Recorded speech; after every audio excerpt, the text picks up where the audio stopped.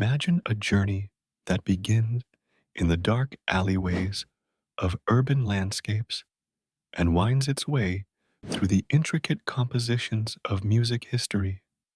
This is the journey of crime's surprising influence on music and the development of subcultures throughout the decades.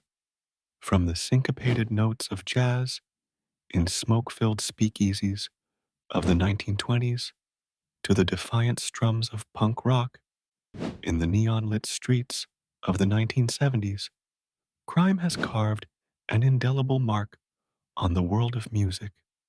Our story begins in the prohibition era, a time when alcohol flowed through clandestine clubs, hidden away from the prying eyes of the law. Jazz emerged not just as a form of entertainment, but as an anthem of rebellion. Musicians often found themselves performing in these illegal venues, known as speakeasies, where their album sales thrived alongside illicit activities. This era saw legends like Louis Armstrong and Duke Ellington rise to fame, with their music echoing the complex interplay between lawlessness and lyricism.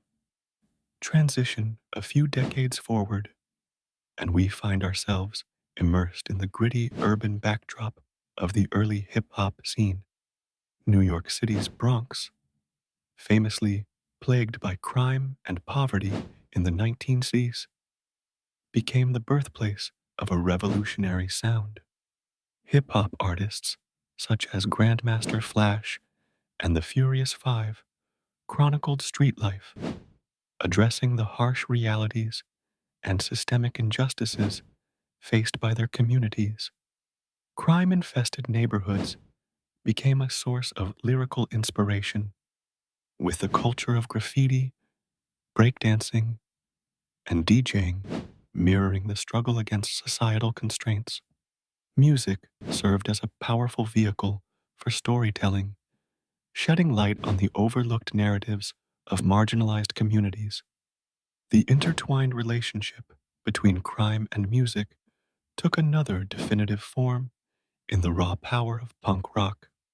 Emerging in the UK and the US in the late 1970s, punk was a musical movement rooted in anti-establishment attitudes.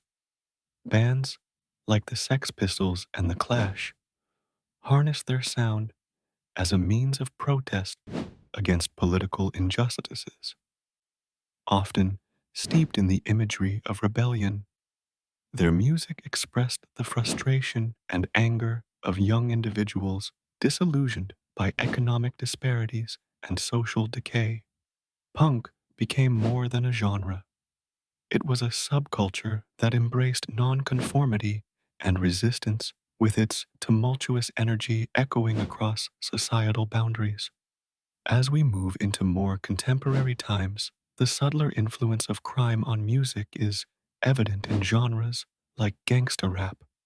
This genre, emerging in the late 1980s, paints vivid portrayals of the life synonymous with crime and conflict. Artists like Ice-T and N.W.A presented unapologetic narratives of the street, highlighting the grim realities of gangster life and the systemic issues underlying it. Their music initiated critical dialogues and raised awareness about the socio-economic conditions that perpetuate cycles of crime. In closing, the influence of crime on music is a testament to how adversity often shapes art.